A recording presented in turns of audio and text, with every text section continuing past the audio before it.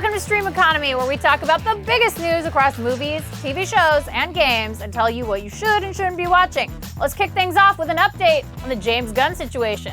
In an exclusive, Variety reported earlier this week that Disney is holding firm on its firing of Guardians of the Galaxy writer-director James Gunn. The exclusive claims there was a meeting between Gunn and Disney's studio chairman Alan Horn, but that the decision to let Gunn go after some off-color tweets resurfaced wasn't getting reversed. Look, I'm not here to tell you whether or not I think Disney firing James Gunn is good or bad, right or wrong. You can go to my Twitter for that and we can talk about it.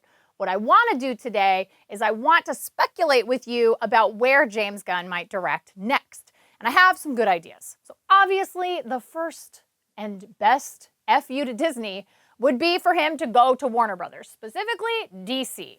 Now, I don't think James Gunn's sense of humor and his sensibility is right for, say, a Superman or a Batman movie, but I do think, and I am so proud of this, that he would be perfect for the Booster Gold and Blue Beetle movie that is currently in and has been in development hell for the last few years at Warner Brothers. I mean, it's right there. He's friends with Nathan Fillion. Nathan Fillion could play Booster Gold, hands down. It would be amazing. So that's my choice if he decides to do superhero movies.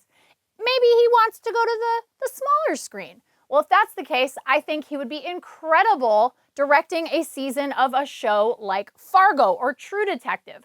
Prestige TV is super hot right now, and an anthology series like this would give James Gunn the opportunity to spend an entire season developing characters, and he's already really good at doing that in a 2-hour movie. So I can't even imagine what would happen if he had an entire season of television to play with.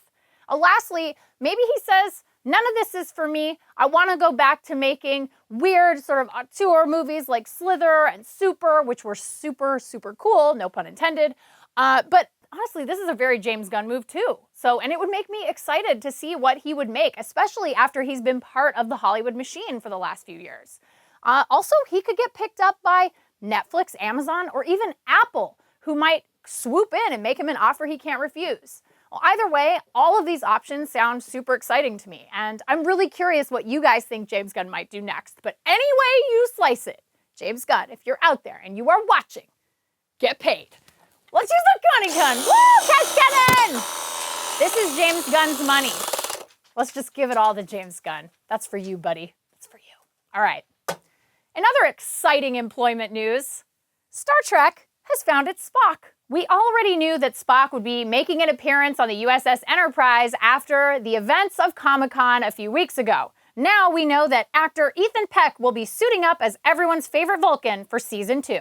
This is the part of the show where I have to tell you that Star Trek is owned by CBS. CBS is CNET's parent company. There you go, full disclosure. But I'm happy to drag a CBS show if it's not good. Like, I'm still angry about the ending of How I Met Your Mother. God, that was garbage. Okay, back to the topic at hand. Is this good casting news? Okay, Ethan Peck. Well, it's kind of tough because on the one hand, he doesn't have a whole lot of breakout acting roles credited to his name. So he's done some stuff on Madam Secretary, Gossip Girl. He played Patrick Verona on a 10 Things I Hate About You TV show. But on the other hand, this guy, Ethan Peck, is the grandson of the legendary actor Gregory Peck, who you might know as Atticus Finch in To Kill a Mockingbird. He won an Oscar for that, by the way. So acting is in his blood, and that seems a little bit exciting. He also has the approval of a very important demographic, and that is the family of the original Spock, late great actor Leonard Nimoy. So Peck posted a picture to his Twitter with the family all doing Live Long and Prosper, and he said it was an incomparable honor to be playing Spock. So I feel really good about that, and I think that next season is going to be really exciting. He's going to be playing a young Spock. This takes place before the events of the original series. So I think I'm going to give this casting my blessing. Go forth, Ethan Peck. Live long and prosper. So it looks like we have an employment theme happening on this week's show, and that brings us to our final story of the week, which is your Fortnite skills could get you a job. An entertainment agency in Europe called Dare.Win is hiring a creative team for a 6-month-long contract internship in Paris. And it's conducting interviews inside the insanely popular Battle Royale game, Fortnite. So is this super dumb or is it kind of genius? Well, a few caveats here. Number one, Dare.win is getting a lot of press for this move, which is really convenient considering one of their clients is PlayStation. They're only doing interviews on PlayStation Network too, by the way, so really great job there.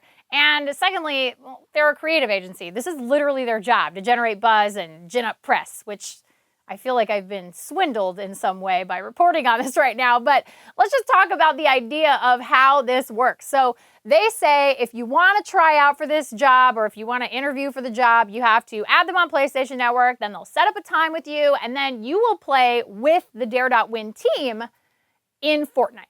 I think this is a great idea. I'm going to be honest here, because playing Fortnite is an excellent way to see how you handle, number one, pressure, number two, playing with other people, and three, playing against other people. So if I'm a job interviewer and you do not accept responsibility for maybe your teammate's death in a battle royale, you're probably not going to accept responsibility at your job when something goes wrong and it's your fault. So I like this a lot. And I have seen a lot of people adding things like guild leader and the like to their resumes for years at this point. So this is an easy extension of that. And in fact, I'd like to see lots of different jobs add multiplayer gaming components to their interview process. And really, at the end of the day, I think we should just drop everybody into Fallout 76, because that's where we're going to find out who everybody really is. It's true. Guys, there was an item making the rounds on the internet this week that Mark Serrels felt very strongly about, and here you go. James Bond, Idris Elba, people are pissed off because Idris Elba's going to be James Bond, but pissed off because a black dude's going to be James Bond. What the f***? Can you bleep this? You better bleep this, because this really pisses me off. Let's dial it back to a long time ago.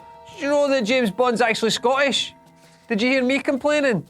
When all these English dudes were like, hello, I'm James Bond, welcome to meet you. Oh, I'm playing cards. Bond, James Bond. No, I don't care. James Bond should be talking like me. James Bond's got to be cool, that's it. That's the only thing that James Bond's got to be. It doesn't matter if he's white, black, Scottish, English, or a woman or whatever. James Bond, Jay-Z Bond, Jamelia Bond, Elfine, finished. Don't want to hear any more about it, alright? I'm sick, I'm going home. See you, bye. Oh, I was just reloading the cash cannon. If you enjoyed this week's episode, make sure you click right over here for last week's, and if you want some amazing bonus Stream Economy content, click right over there. But as always, whatever you do, be good streamers.